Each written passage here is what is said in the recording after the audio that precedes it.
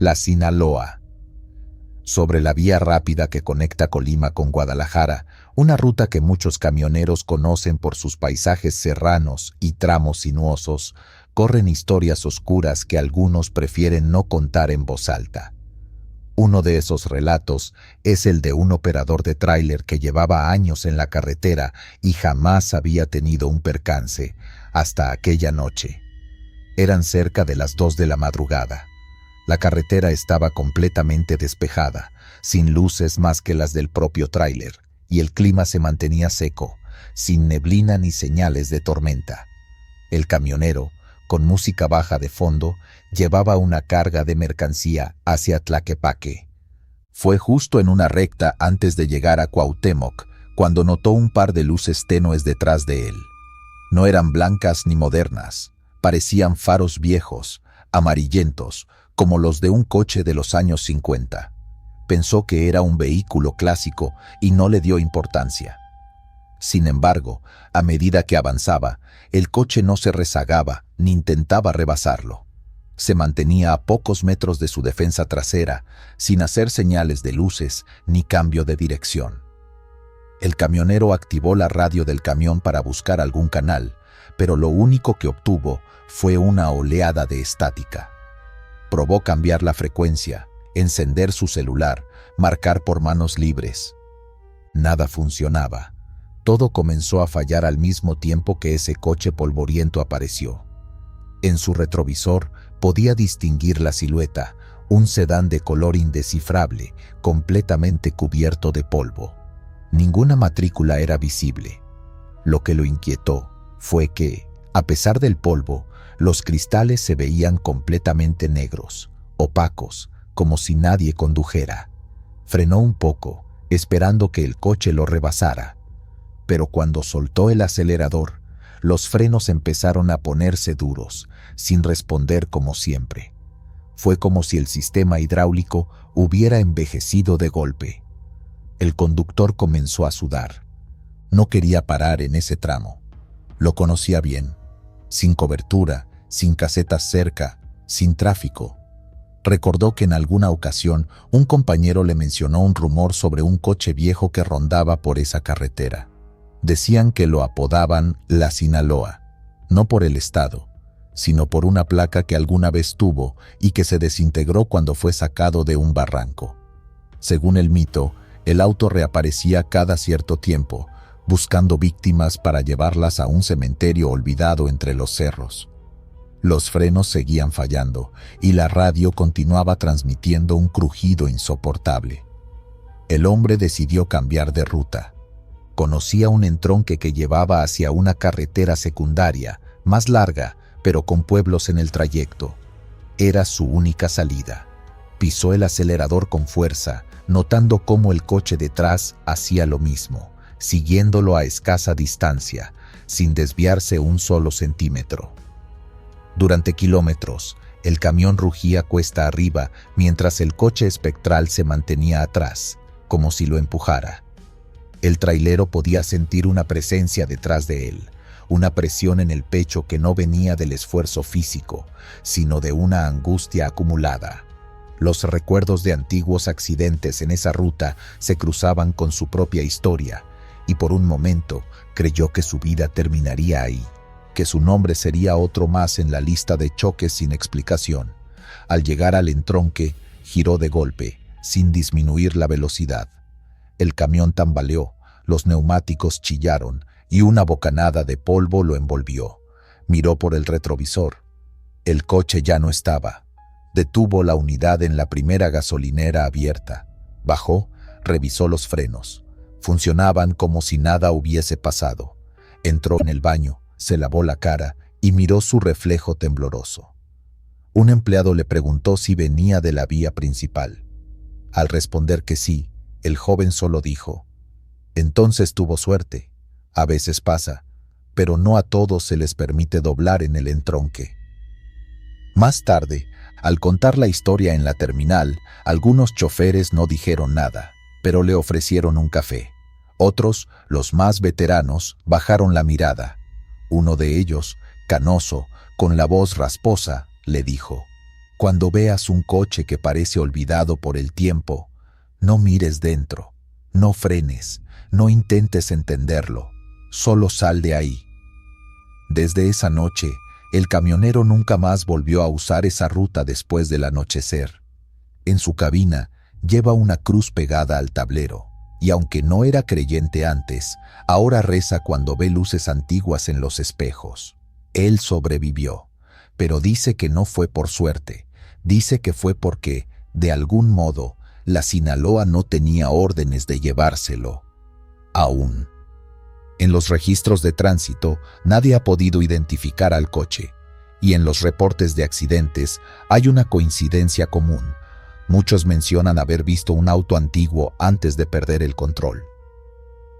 El misterio sigue en la carretera, y los que aún se atreven a transitarla de noche, lo hacen con los ojos bien abiertos y el pie firme en el acelerador. El espantapájaros del camino viejo.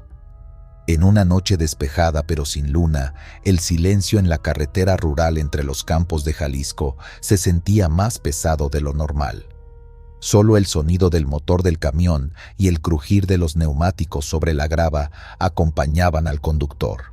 Él, un hombre curtido por años de ruta, conocía bien ese tramo solitario. Sin embargo, esa vez, algo en el aire le pareció distinto, más denso, como si lo observaran desde los sembradíos. Kilómetros atrás había pasado el último poblado. Desde entonces, ni un solo vehículo lo había rebasado. Estaba completamente solo, rodeado de maizales que se alzaban a ambos lados como muros vegetales. Entonces lo vio. A lo lejos, en medio del campo, una figura inmóvil. No era un animal ni una persona. Era un espantapájaros.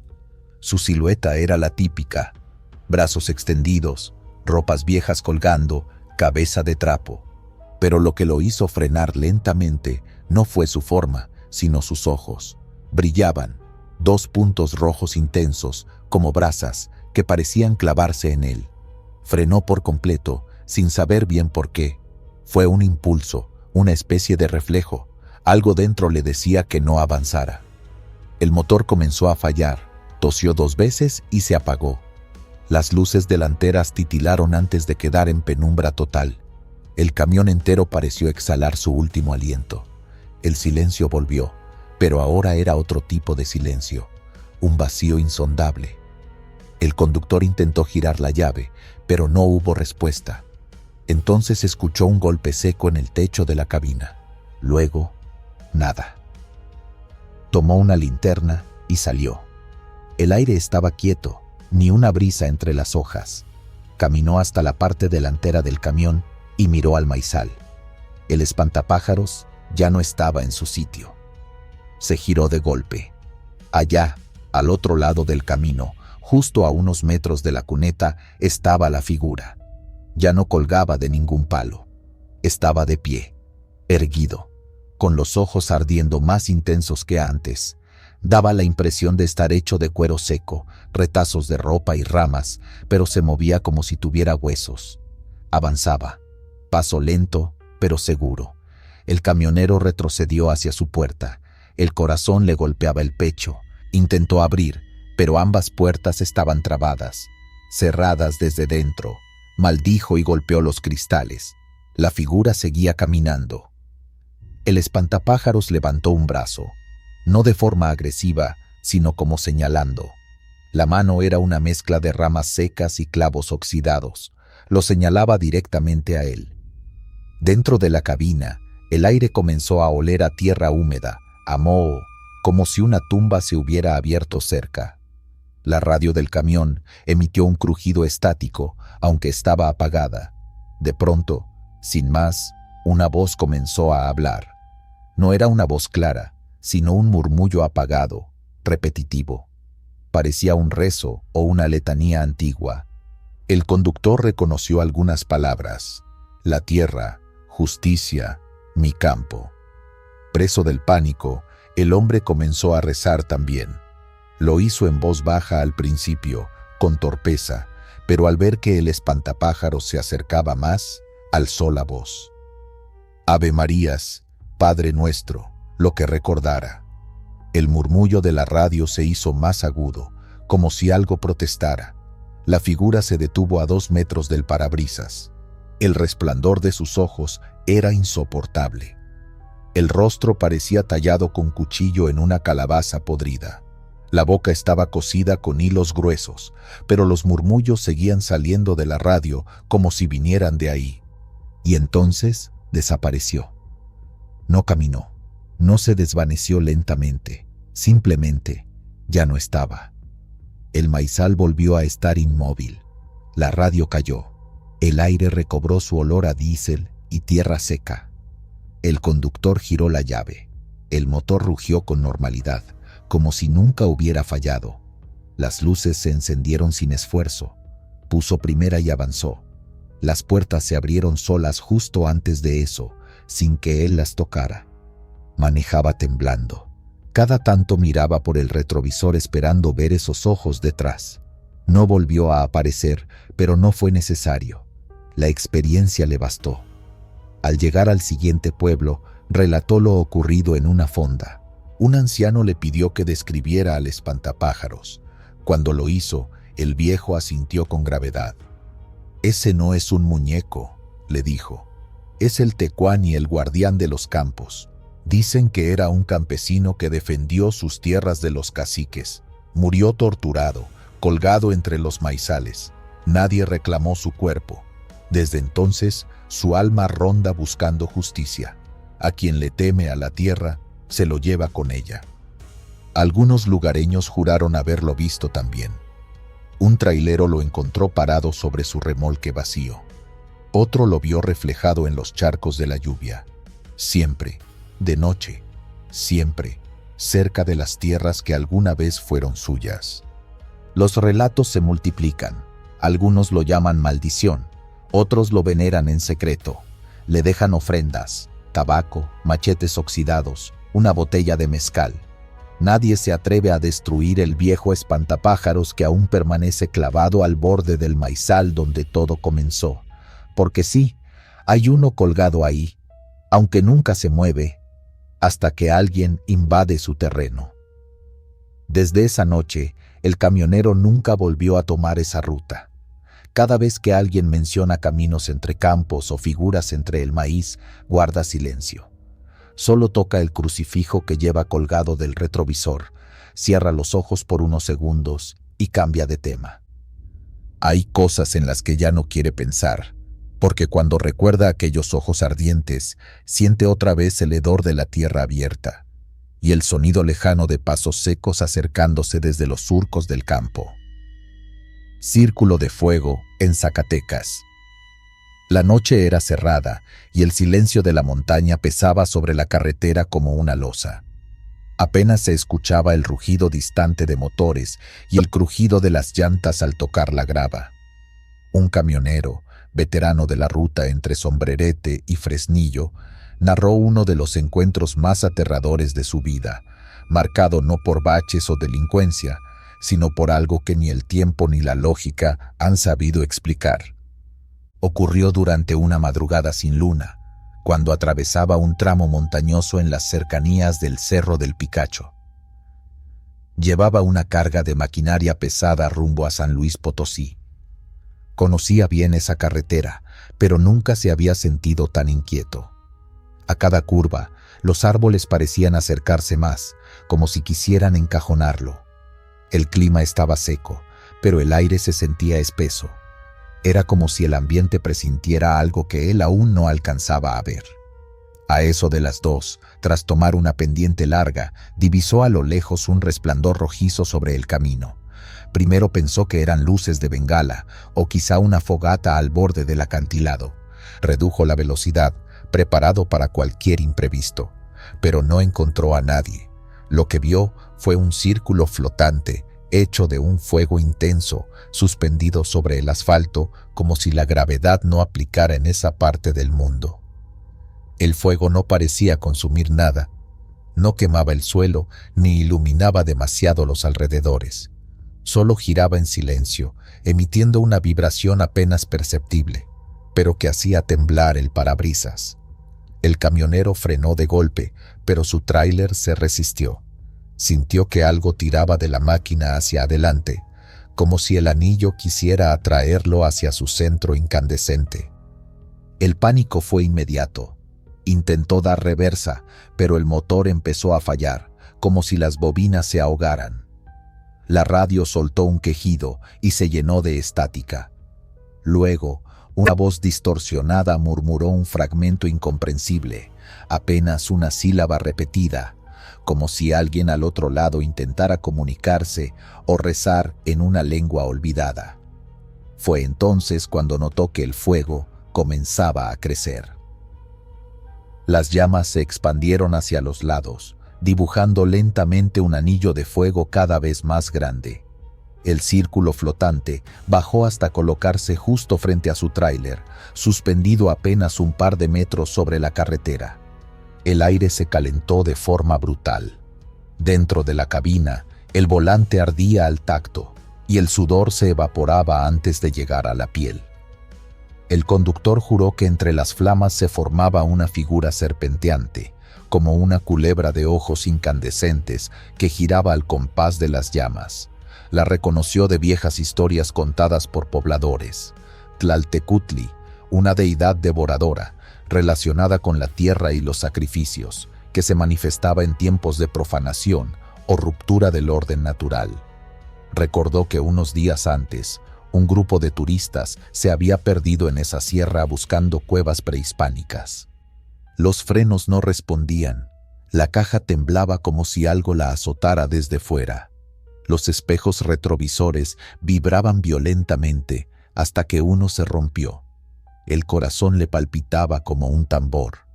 No tenía a quién llamar, ni cómo explicar lo que veía. Todo a su alrededor estaba muerto, sin señal, sin sonido, sin vida.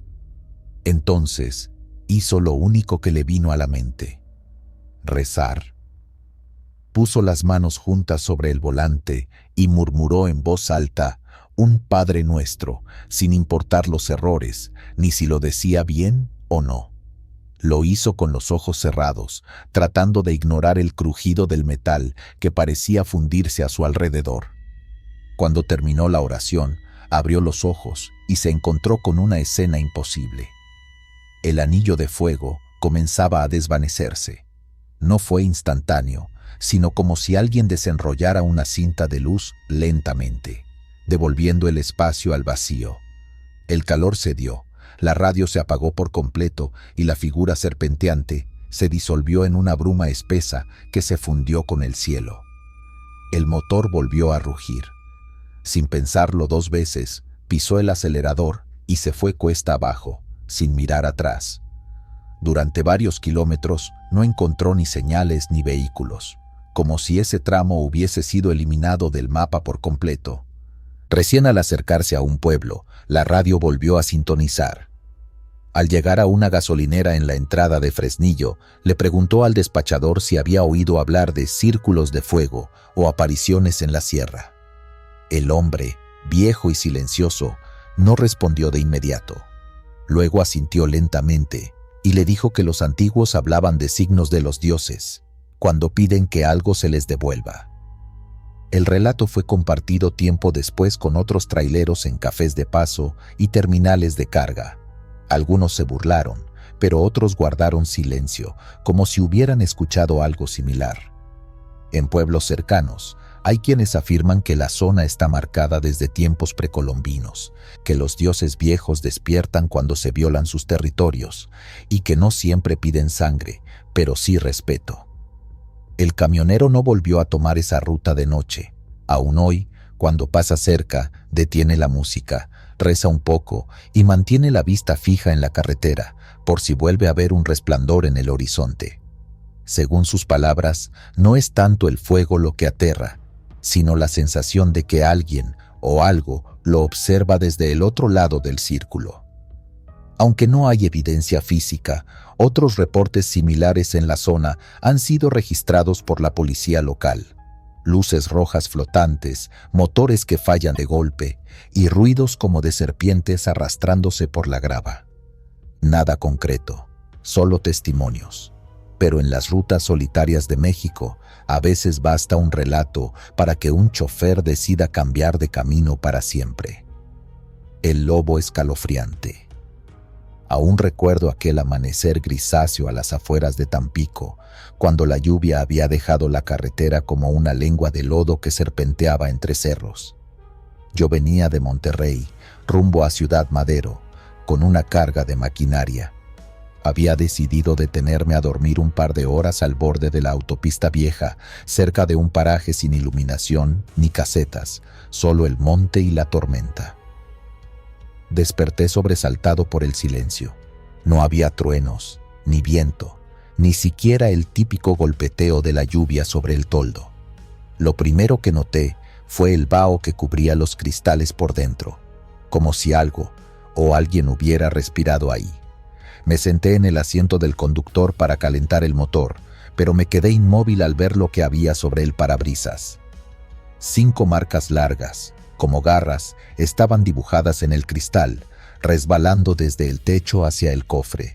No era barro ni ramas, era algo más oscuro, como hollín húmedo, casi pegajoso. Salí de la cabina con el corazón palpitando, sintiendo que la humedad se me metía en los huesos. Rodeé el tráiler con cautela. El lodo estaba lleno de huellas, pero no de personas. Eran zarpas grandes, más grandes que las de cualquier perro salvaje, con marcas profundas en el suelo, como si una criatura pesada hubiera caminado en círculo alrededor de mi camión. La leyenda del lobo escalofriante me vino a la mente como un relámpago. Había oído de él en una gasolinera en Tula, donde un viejo mecánico dijo que cuando baja la tormenta por las montañas, esa cosa ronda buscando a los valientes, no para matarlos, sino para probar su espíritu. Yo nunca le di importancia. Pensé que era el típico cuento para espantar forasteros, pero ahí estaba, con las marcas ante mis ojos y el eco de un aullido aún fresco en mi memoria. No era un aullido normal, fue largo, profundo, como si viniera desde el centro de la tierra, cargado de tristeza y poder. Lo había escuchado unas horas antes, justo cuando el barro me hizo perder el control del volante. Fue como si algo invisible hubiera empujado mi tráiler hacia un lado y luego lo enderezara antes de que se volcara.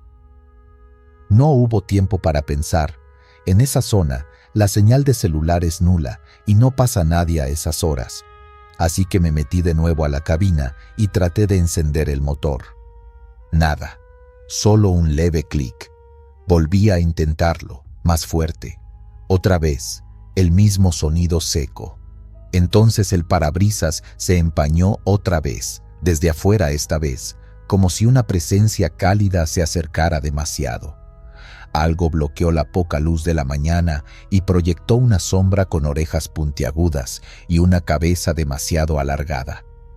No bajé, no moví un músculo, solo me limité a ver cómo la sombra desaparecía y dejaba tras de sí un nuevo aullido, más lejano. Al tercer intento, el motor arrancó. Las luces se encendieron como si nunca hubieran fallado.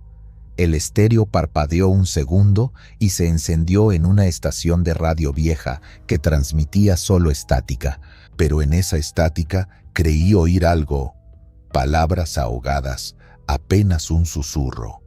Sigue. No lo pensé 2 veces. Salí de ahí dejando un surco profundo en el lodo. No me detuve en ningún poblado, ni siquiera en el retén, que suele estar a media hora de ese tramo. Solo miraba por los espejos cada tanto, esperando volver a ver esa sombra. Llegué a mi destino al mediodía. Me estacioné en la bodega, bajé temblando y caminé unos pasos hasta una tienda para respirar aire de ciudad. Ya ahí me atreví a revisar con más calma el camión. Las marcas de garras habían desaparecido, no solo del parabrisas, también del lodo. El barro que había traído en las llantas era limpio, sin huellas. No había ni rastro del paso de ningún animal.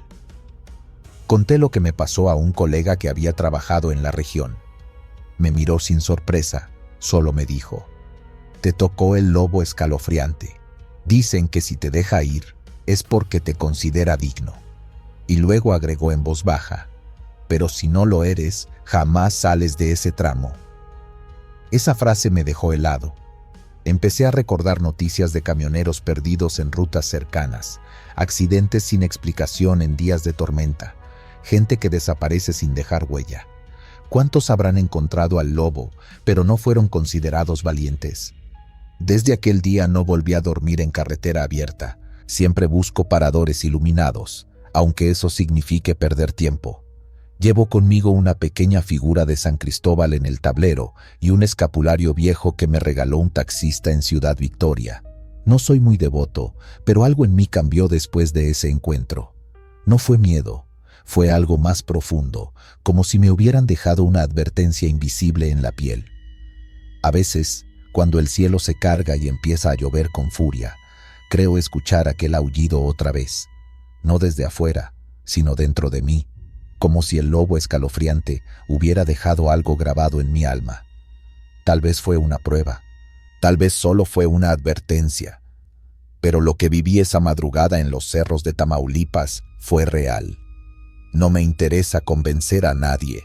A mí me basta con saber que sigo con vida gracias a algo que no entiendo y que, de algún modo, me escoltó a través de la tormenta. La princesa del Claro. El conductor había partido la noche anterior desde Felipe Carrillo Puerto con dirección hacia Chetumal, cruzando el tramo más denso de la selva quintanarroense. Llevaba un cargamento de materiales para construcción y, como en muchas rutas del sur, el camino se sumía en una oscuridad absoluta a medida que las ramas formaban un techo espeso sobre la carretera. Las luces del tráiler apenas arañaban la negrura entre los árboles. Sabía que ese trayecto, además de estrecho, estaba lleno de historias que los locales preferían no contar de día. Pero a él, nada de eso lo había detenido, hasta esa noche. Cuando el reloj marcaba poco antes del amanecer, una neblina espesa comenzó a cubrir la carretera. No había llovido, pero la humedad era tan intensa que cada bocanada de aire parecía pesar. El motor vibraba suave y constante, como una presencia más dentro de la cabina, cuando el conductor notó un resplandor leve en el borde del camino. Primero pensó que era un animal, quizá un venado, pero la forma era demasiado alta, demasiado firme. Redujo la velocidad. Frente a él, sin miedo ni titubeos, una figura femenina estaba de pie junto a la carretera. Vestía ropajes blancos con bordados rojos, un tocado de hojas verdes sobre la cabeza, y su piel parecía brillar levemente bajo la luz tenue. No alzó la mano, no se movió, solo lo observaba. El camionero se tensó. No podía entender qué hacía una mujer así sola en medio de la selva a esa hora. Miró los retrovisores, redujo la marcha. Su primer instinto fue seguir derecho, ignorarla, pero algo en su rostro, en la quietud de su presencia, lo obligó a frenar por completo. El viento movió levemente los bordes de su vestido. A un lado, justo donde ella estaba, se abría un sendero apenas visible entre la maleza. Tierra suelta, huellas secas de neumáticos de otros tiempos. La mujer no le habló, no dio señales. Solo giró lentamente su cuerpo hacia el sendero y comenzó a caminar entre las plantas, desapareciendo sin dejar huella. Fue un movimiento breve, como si se fundiera con el bosque. El trailero sintió que su cuerpo se tensaba más que nunca. No debía desviarse, pensó. No conocía esa ruta, no figuraba en ningún mapa. Pero también sabía que llevaba una hora dando vueltas por caminos que creía reconocer. Había tomado una desviación equivocada más atrás. Estaba completamente desorientado. Miró hacia el sendero. El silencio era total. Ni un solo pájaro, ni el rugido distante de algún jaguar, ni cigarras. Solo el susurro constante del viento rozando las hojas, como si el bosque contuviera la respiración. Con duda, pero sintiendo una presión en el pecho difícil de explicar, giró el volante y entró en el camino de tierra. Durante 15 minutos avanzó entre ramas que rozaban los costados del tráiler.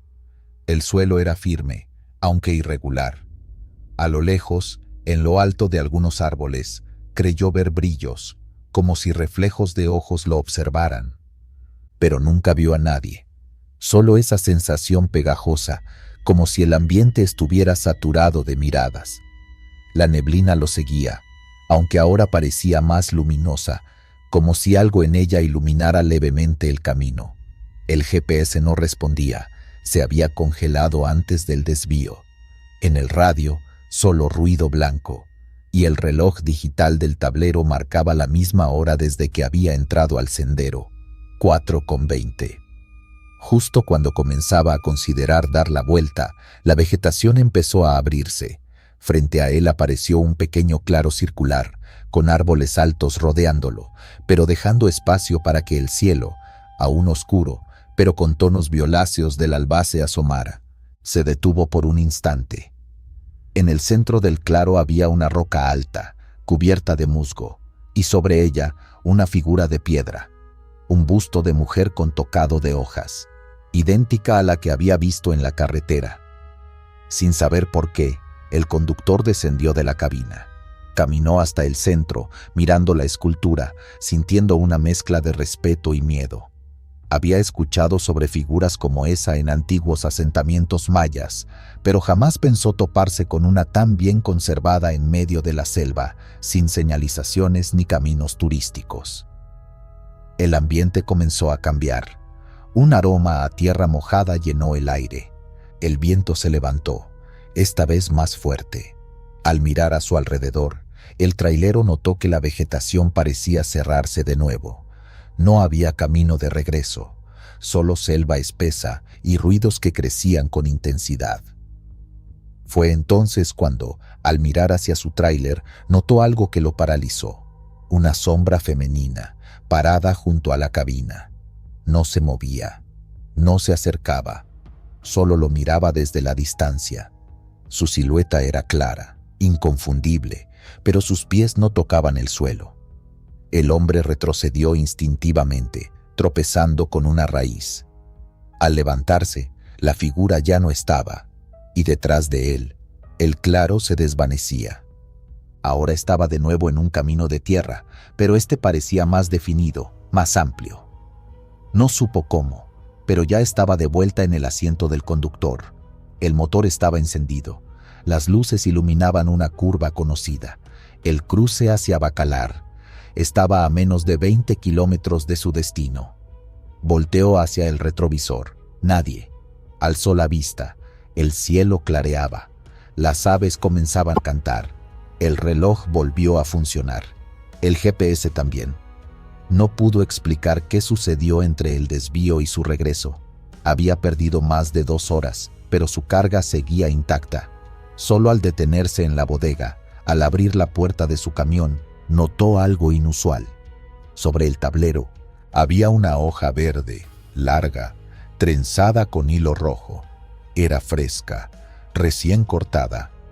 Desde entonces, cada que pasa por esa ruta, deja una ofrenda en una roca junto al camino. Una botella de agua, un pedazo de pan o un puñado de flores.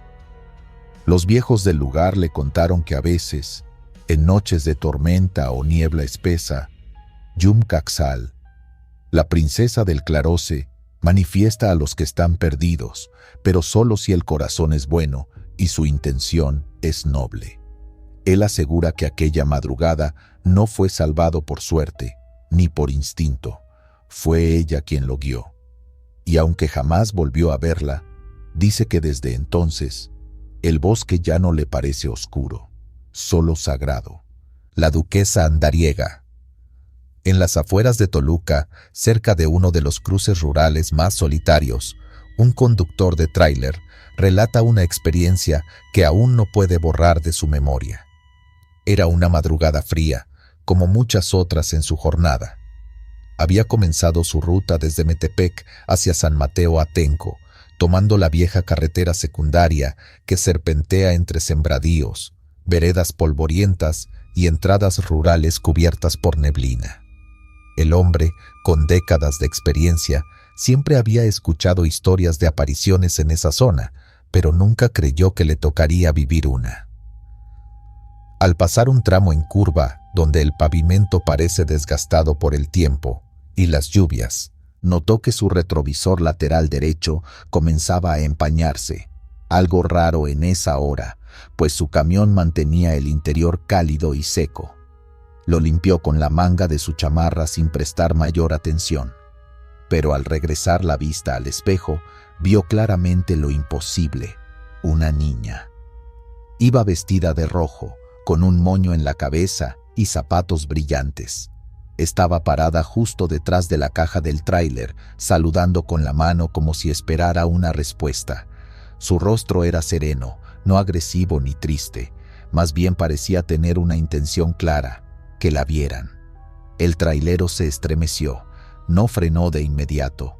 Avanzó unos metros más, luchando internamente entre la lógica y el impulso de ignorarlo todo. Pero algo en esa imagen lo empujó a actuar. Se orilló, bajó del tráiler con su linterna de mano y caminó hacia la parte trasera. Nada, solo huellas de su propio camión marcadas en el lodo. Buscó entre los matorrales, alumbró la zona boscosa al margen del camino, incluso gritó un par de veces preguntando si alguien necesitaba ayuda. Silencio. Apenas unos grillos, el viento leve y la ligera llovizna que comenzaba a caer. Regresó al camión, aún con la piel erizada. Subió a la cabina, cerró la puerta y encendió el motor. Fue entonces cuando notó el detalle más desconcertante. Sobre la silla del copiloto, que había dejado vacía, descansaba un pañuelo de tela antiguo, con bordados de flores y una insignia al centro, una clave musical y letras estilizadas en dorado.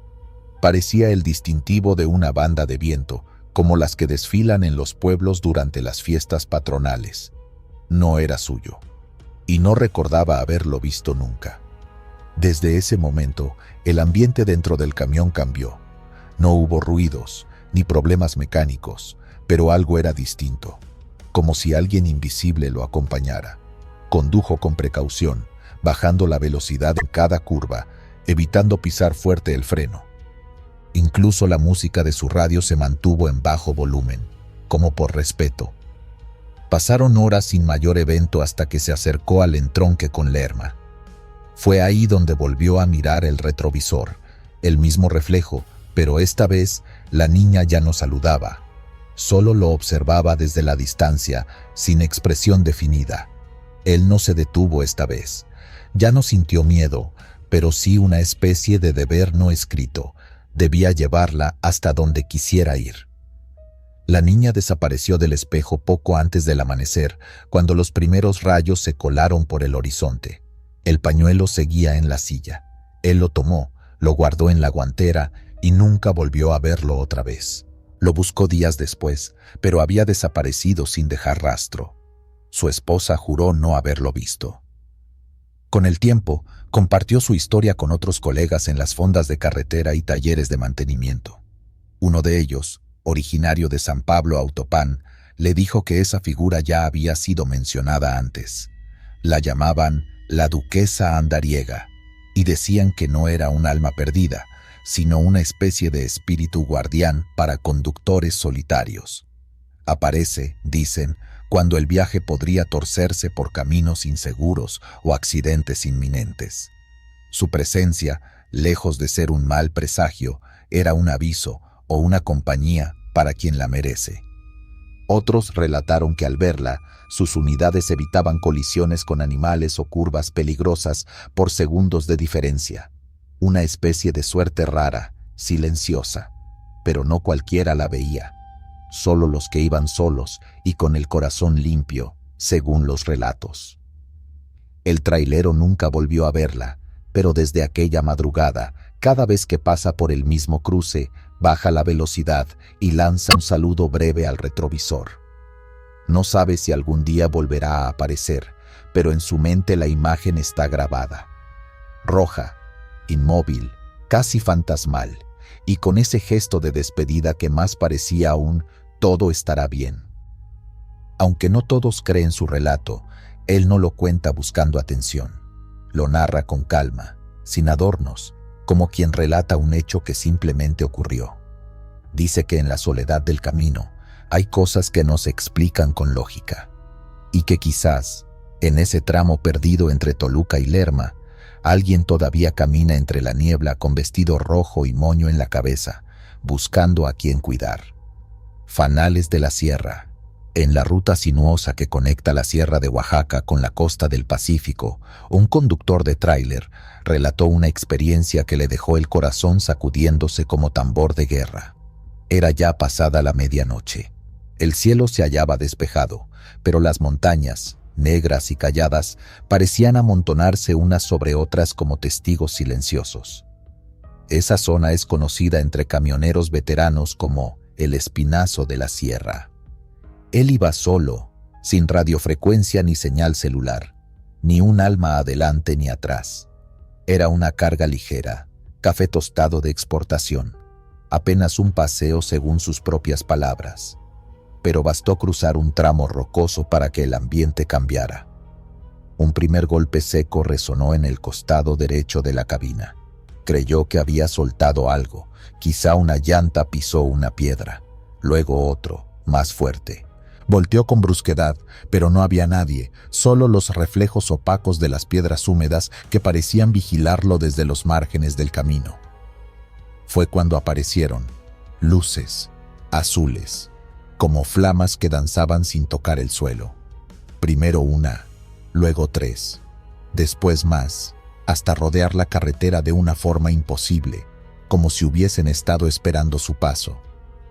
La tradición oral en aquellas montañas habla de los fanales de la Sierra Espíritus, de viajeros desaparecidos que regresan en forma de fuego frío para desafiar a quienes se atreven a cruzar sus antiguos caminos. Algunos dicen que si te detienes, desapareces. Otros aseguran que si los sigues, revelan la salida. El conductor intentó ignorarlas. Mantuvo la mirada fija, pero el ambiente ya no era el mismo. Las luces seguían su vehículo a ambos lados, algunas adelantándolo por encima de los árboles, otras cruzando como destellos por la carretera. Fue cuando el tráiler comenzó a comportarse de forma extraña. Los limpiaparabrisas se activaron de golpe, aunque no llovía. La bocina se disparó sola, un claxon sostenido que parecía gritar por ayuda. Las luces altas y bajas titilaban solas, como si alguien más estuviera al mando del volante. Quiso frenar. El pedal estaba duro. Tuvo que cambiar a baja y dejar que el camión se detuviera por sí solo. El motor jadeaba, y dentro del tablero, las agujas bailaban como si se hubieran vuelto locas. El chofer estaba pálido, con el puño cerrado sobre el volante, sintiendo que la sangre se le había ido de las piernas. Cuando al fin se detuvo por completo, bajó de un salto. No soportaba la idea de quedarse dentro. La brisa nocturna era helada y olía a tierra mojada, pero eso no fue lo que lo asustó. Las luces seguían ahí, suspendidas como luciérnagas errantes. No emitían sonido, no ardían, solo flotaban. Y entonces empezaron a elevarse. Una a una, comenzaron a ascender como si fueran globos invisibles, hasta fundirse con las estrellas. El camionero, todavía temblando, aprovechó el momento para revisar el vehículo. No encontró daños, ni en la cabina ni en el motor, pero había marcas, huellas menudas, como dedos delgados marcados en polvo en los cristales del lado derecho, donde sintió los golpes. Dicen que los fanales tocan a los que van a ser puestos a prueba. Volvió a subir, encendió el motor. Sorprendentemente, todo volvió a la normalidad. Luces estables, bocina muda, limpiaparabrisas quietos. Pero algo más había cambiado. Delante de él, la carretera, que hasta ese punto era apenas visible con sus faros, se mostraba clara, no iluminada por el camión, sino por un tenue resplandor que marcaba la ruta, como si alguien hubiese encendido un sendero de fuego pálido a lo largo de la ladera. No era un fenómeno natural, no eran luces eléctricas. El conductor no dudó. Avanzó. El trayecto restante fue corto y silencioso. Las luces lo acompañaron por varios kilómetros antes de apagarse justo donde iniciaba el descenso a la costa. A la mañana siguiente llegó a su destino. Entregó la mercancía y decidió no contar nada. Al menos no de inmediato. No fue sino hasta semanas después, en una fonda en Pinotepa Nacional, que mencionó lo vivido. Otros choferes mayores compartieron historias similares. Todos tenían un punto en común. Una noche clara, luces azules y un trayecto que parecía imposible sin su presencia. Uno de ellos, con más canas que dientes, le dijo: «A ti te probaron. Si te hubieras bajado antes, si les hablabas, no estarías aquí contándolo. Los fanales no son malos, pero sí selectivos». Desde entonces, el trailero evita ese tramo. Cambia de ruta, aunque le tome horas más, pero lleva en el tablero una vela azul, no porque crea que lo protegerá, sino como recordatorio de que en la sierra hay caminos que no están hechos solo de piedra y brecha, sino de memoria, espectros y prueba. El relato circula entre los foros de camioneros y se cita en programas de misterio regionales. Ninguna explicación científica ha logrado desmentir del todo las luces. Hay quienes creen que se trata de gases, de fósforo en la tierra, de refracción, pero los que han estado ahí hablan diferente. El conductor insiste en que no soñó, que no lo inventó, que ese sendero de luz no fue casualidad. Dice que no volvió igual y que en esa montaña algunos espíritus aún quieren saber quién merece pasar. El ejército invisible de los llanos de Tampico. Era ya entrada la noche cuando el motor del camión comenzó a vibrar con una intensidad extraña, como si algo en el entorno lo alterara sin razón aparente. El conductor, experimentado y curtido por las rutas del norte, avanzaba por los llanos desolados a las afueras de Tampico, bordeando caminos de tierra y maleza baja donde la niebla caía con pesadez, tapando el horizonte con un velo blanco que apenas dejaba ver el camino más allá de unos metros. Todo parecía rutinario, hasta que notó un brillo metálico en medio de la neblina, a la derecha del camino. Redujo la velocidad con cautela. No era raro ver reflejos de señales oxidadas o postes caídos con algún fragmento brillante, pero esta vez no era eso. A través del parabrisas y con el golpeteo constante del limpiaparabrisas tratando de vencer la humedad espesa, lo vio. Marchaban en línea, con un paso perfecto, sincronizados como engranajes de una maquinaria antigua. Eran figuras humanas cubiertas con armaduras oscuras, algunos con estandartes de tela raída, otros con lanzas largas que parecían cortar la niebla al moverse. La procesión venía del este, cruzando los campos a paso firme sin mirar al camión, sin prestar atención al mundo moderno que los rodeaba. El conductor parpadeó varias veces. Estaba solo en ese tramo. No había vehículos detrás ni delante. No había luces de casa, ni postes con electricidad, ni siquiera grillos. El silencio era total, salvo por el motor que ahora sonaba como si se resistiera a frenar. Pisó el freno, pero el pedal parecía duro, como si una fuerza externa empujara el vehículo hacia adelante. El camión empezó a avanzar más rápido, sin que él lo permitiera, como si una voluntad invisible lo arrastrara junto al paso del ejército fantasmal. Los soldados seguían firmes, como si fueran parte de otro tiempo, de otra época. Algunos llevaban heridas en la cara o en los brazos, pero no sangraban.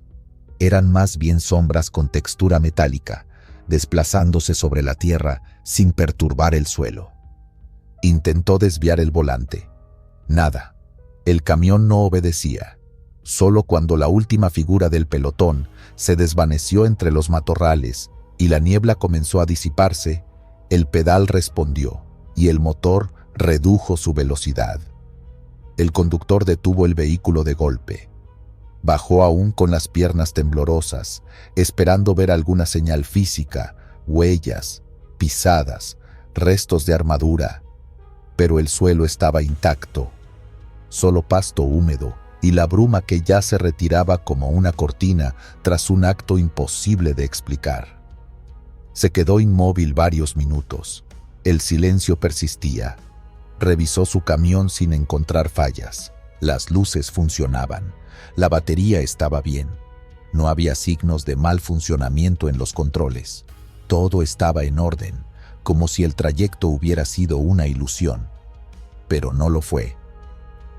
Años atrás, había escuchado una historia contada por un veterano de los caminos, un hombre que aseguraba que a las afueras de Tampico, donde se libraron antiguas batallas durante la época colonial y luego en conflictos portuarios, se aparecían soldados de otro siglo. Según la leyenda, eran almas atrapadas en una marcha eterna, soldados de un batallón olvidado que nunca regresaron del frente y que, por lealtad a su causa o condena desconocida, seguían defendiendo la ciudad incluso después de la muerte. El relato decía que a los que lograban ver ese ejército les cambiaba la suerte. Algunos se enfermaban de forma repentina, otros decían ganar fortunas como si una energía los hubiera bendecido. Pero todos coincidían en un mismo detalle. El camión o el vehículo en el que viajaban era arrastrado por una fuerza imposible mientras las figuras estaban cerca. El conductor no supo si fue un castigo o una advertencia. Lo que sí tenía claro era que durante esos minutos no fue dueño de su ruta, no manejaba su máquina, y su corazón seguía latiendo como si acabara de correr una maratón cuesta arriba. Decidió seguir su camino. Ya no había rastro de niebla, solo un cielo despejado y un viento leve que rozaba la carretera. Horas después, al llegar a su destino, lo comentó entre risas nerviosas con otros compañeros. Nadie se burló. Uno de ellos le preguntó si había sentido que el camión se movía solo. Otro, más callado, simplemente asintió sin decir palabra. Era evidente que no era el único. Tampico guarda sus secretos bajo capas de historia que no se enseñan en la escuela ni se escriben en libros. Son cosas que solo se aprenden en la carretera, en la noche, entre campos vacíos. Desde aquel día, cada vez que el conductor pasa por esa zona, toca el rosario que cuelga del retrovisor. No acelera ni baja la velocidad, solo avanza, atento a la niebla, a los reflejos de metal que no deberían estar ahí, porque sabe que en cualquier momento ese batallón sin comandante, sin cuartel, sin descanso, puede volver a marchar junto a él, y esta vez no está seguro de querer volver a verlos. La Diana Marina.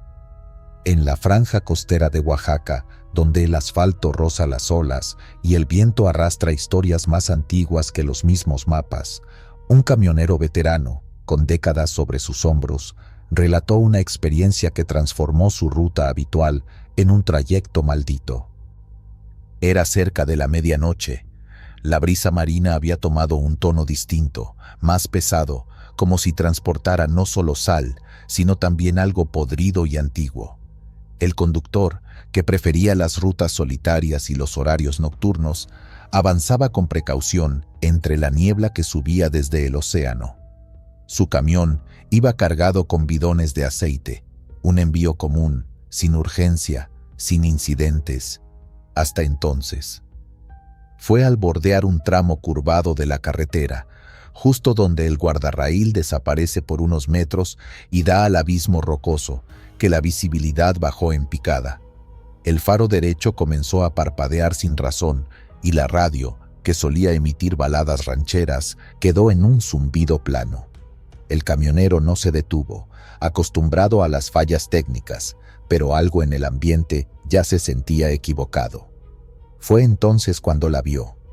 Entre los remolinos de niebla, a la altura del mar agitado, una figura se proyectó como una sombra viva. Un rostro femenino, descomunal, delineado por agua salobre, emergía del mar con los ojos llenos de un llanto antinatural. No gritaba, solo lo miraba y lloraba. Las lágrimas caían con violencia, no hacia abajo, sino directo al parabrisas. El conductor juró que no era lluvia ni rocío, era agua salada. Su cabina comenzó a humedecerse, primero con pequeñas gotas que se colaban por las rendijas, después con chorros que empapaban los asientos. Las luces interiores parpadearon. El vidrio delantero se empañó desde fuera. Intentó accionar los limpiadores, pero estos se movían como si un niño jugara con ellos desde afuera. La figura permanecía inmóvil, con su rostro triste, inundando de sal cada centímetro de la cabina. El conductor sintió un nudo en el pecho, no de miedo inmediato, sino de tristeza brutal, como si compartiera ese dolor silencioso, un dolor sin nombre. No pudo detenerse. El pedal del freno se endureció. La dirección se tensó como si algo lo guiara, lo empujara hacia adelante. Cada intento por detenerse parecía irritar al camión, que aceleraba a su voluntad. Luego, el viento cambió. Una ráfaga seca y cálida barrió la neblina. El rostro desapareció, las lágrimas se evaporaron, y la carretera volvió a presentarse con su curva, sus grietas y sus postes oxidados. Pero la cabina estaba inundada. El agua goteaba de los paneles y de los espejos. Un olor a mar antiguo y cerrado lo envolvía todo. El conductor logró detenerse al llegar al siguiente pueblo. Era temprano en la madrugada y no había nadie en la calle. Aparcó junto a una estación de gasolina cerrada, abrió la puerta y dejó que el agua salada saliera como un río breve. Al revisar el interior, no encontró explicación a la cantidad de humedad ni al salitre adherido a su tablero. Sobre el asiento del copiloto, arrugado, empapado y marcado por la presión del agua, había un billete viejo, con los bordes rotos, manchado de sal. No recordaba haberlo puesto ahí. Era un billete de los antiguos, de una denominación que ya no circulaba. Tenía escrita una frase en tinta corrida: «Volveré con la luna llena». El camionero no volvió a tomar esa ruta. Se dice que durante días, al tocar cualquier superficie dentro de su cabina, sus dedos quedaban impregnados de sal. Incluso después de llevar el camión al autolavado y cambiar los asientos, el olor persistía. En los pueblos cercanos, la leyenda de la Diana Marina no es nueva. Hablan de una mujer que murió ahogada en una tormenta hace más de un siglo, cuando un barco cargado de personas fue abandonado por su capitán cerca de los riscos. Ella era la única que se negó a dejar a los demás. Murió entre el caos, buscando a su hijo perdido en cubierta. Algunos dicen que el capitán sobrevivió y fue visto en tierra días después, riendo con otros hombres mientras el pueblo lloraba sus muertos. Desde entonces, cuentan que la Diana Marina emerge en noches de niebla para buscar a quienes llevan cargas pesadas por esas rutas. No a cualquiera, sino a los que, según la creencia, tienen alguna culpa que arrastrar. Pero si el alma es limpia, ella solo observa y deja señales. El billete, según algunos viejos del pueblo, representa la última moneda que alguien le negó en vida cuando suplicaba por ayuda. Otros creen que es una promesa de regreso, una deuda que ella aún intenta cobrar de quienes no la salvaron. Lo cierto es que la carretera donde ocurrió el encuentro ha sido testigo de accidentes inexplicables. Volcaduras sin motivo, camiones desbarrancados sin señales de frenado, o choferes que llegan al siguiente pueblo con la ropa empapada y los ojos enrojecidos de llanto sin saber por qué. El camionero que vivió este encuentro dejó su trabajo meses después. Vendió su unidad y se mudó al norte, donde las historias de mar no alcanzan el desierto. Al contar lo que vivió, no busca fama ni crédito. Lo hace en voz baja, sin detalles excesivos, como alguien que aún teme que mencionar su nombre despierte algo dormido. Y si bien algunos lo toman como exageración o delirio de carretera, otros, los que conocen el olor del mar sin haberlo pisado, prefieren guardar silencio. Porque en Oaxaca, el mar no olvida. Y la Diana Marina, tampoco. El alquimista. Cerca del puerto de Veracruz, en una madrugada espesa como tinta derramada sobre la costa, Un camionero avanzaba por la ruta federal que bordea los muelles industriales. Había recogido carga en la zona del puerto comercial y tomaba la vía hacia el norte, con el golpeteo del mar del lado derecho y los contenedores apilados como torres oscuras a la izquierda. El clima era caluroso, pero aquella noche la humedad se sentía espesa y densa, como si arrastrara consigo algo más que sal y viento. Sin previo aviso, mientras cruzaba un tramo aislado sin alumbrado público, el motor emitió un sonido sordo, profundo, y un chasquido metálico retumbó desde abajo. De inmediato, una columna de humo verde fluorescente emergió del costado del tráiler. No era vapor normal, ni siquiera como el de un radiador forzado. El color era irreal, casi fosforescente, y parecía formar figuras a medida que se disipaba. El chófer, confundido y asustado, frenó de golpe al borde de la carretera, temiendo un incendio químico o alguna fuga peligrosa. Bajó del vehículo con un extintor en mano, pero al rodear la unidad, lo que vio lo dejó paralizado. Desde el tanque de combustible goteaban pequeñas gotas de un líquido brillante, viscoso, que chispeaba débilmente como si contuviera polvo de estrellas. No olía a diésel, no olía a nada. El humo verde seguía saliendo lentamente, casi como si respirara. El hombre retrocedió y se resguardó en la cabina, cerrando la puerta con llave. No podía llamar a emergencias. Su celular había perdido la señal justo al comenzar la manifestación. En medio del silencio artificial, solo escuchaba el lento crujido del motor apagándose por completo. Y luego, algo más, una especie de murmullo, apenas perceptible, que no venía del mar ni del viento. Era como si alguien recitara palabras en un idioma olvidado, palabras arrastradas con tono grave, húmedo, que parecían surgir desde el humo mismo. Recordó vagamente una historia que le contaron en el puerto, entre cervezas y humo de cigarro. Una leyenda que hablaba de el alquimista marino, un ente espectral que aparece en las noches sin luna para alimentarse del fuego de los vivos. Decían que su alma era de un viejo químico europeo que naufragó hace siglos en la costa veracruzana mientras transportaba sustancias alquímicas. No murió, según la leyenda. Se disolvió en el agua salada y desde entonces aparece entre barcos y motores, buscando absorber el calor vital de quienes cruzan sus dominios. El chófer, incrédulo pero tembloroso, trató de rezar en voz baja. No tenía certeza de lo que enfrentaba, pero el miedo era palpable. Encendió la luz interior del tráiler y se mantuvo vigilante, observando desde el espejo el humo bailar como una serpiente luminosa. Una sombra atravesó brevemente el costado derecho de la carretera, como si algo hubiera flotado entre los árboles raquíticos que delimitaban la zona. No era un animal, era algo sin forma definida, que parecía arrastrar una estela de humedad helada a su paso.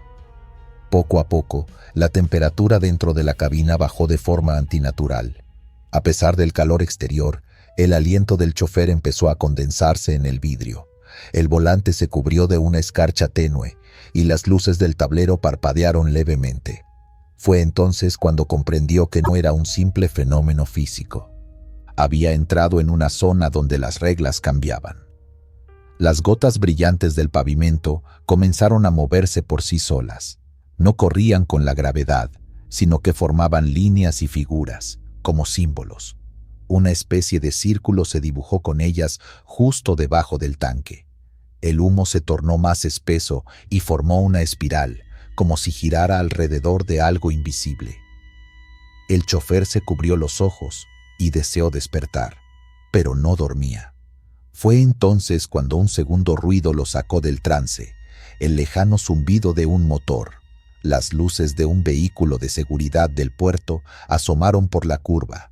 Al instante, el humo se contrajo y desapareció como absorbido por un agujero negro. Las gotas del suelo dejaron de brillar. El círculo se desvaneció. Cuando el guardia portuario se acercó a su tráiler, no encontró nada extraño. El motor ya no humeaba.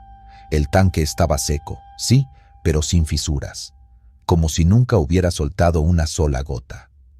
El chofer intentó explicarle lo ocurrido, pero el hombre solo le recomendó descansar. Tal vez se quedó dormido al volante, dijo sin mucho interés, regresando a su vehículo tras anotar la placa del tráiler. Ya con la primera luz del día, el chofer volvió a encender el camión. El motor rugió sin fallos, como si nada hubiera pasado. Revisó los niveles, todo normal. La carga estaba intacta. Con el corazón aún latiendo con fuerza, retomó la ruta hacia el norte. Durante el resto del viaje, no habló con nadie, no encendió la radio, solo pensó en aquella sustancia, en ese murmullo dentro del humo, en el descenso abrupto de la temperatura, en los símbolos. Cuando llegó a su destino y descargó la mercancía, lo primero que hizo fue revisar el costado derecho del tanque. No había señales, pero notó algo que le hizo estremecer. Sobre la pintura, justo en el área donde brotó el humo, había una marca tenue, una especie de firma quemada en el metal, imperceptible al tacto, como escrita con ácido evaporado. No la entendía, pero intuía que era un sello, un recordatorio. No volvió a pasar por esa ruta de noche, nunca más. Años después, en una plática informal con otros conductores del puerto, escuchó que un compañero había vivido algo similar: humo extraño, gotas brillantes, motor paralizado. Ninguno de ellos quiso darle nombre al fenómeno, pero todos lo comprendieron. En el imaginario de los hombres del camino, el alquimista marino no es una fábula, es parte del mar, parte del vapor, parte del alma de Veracruz, esa que se mueve entre el salitre y el motor, esperando a que otro tráiler se detenga a tiempo, ¿o no?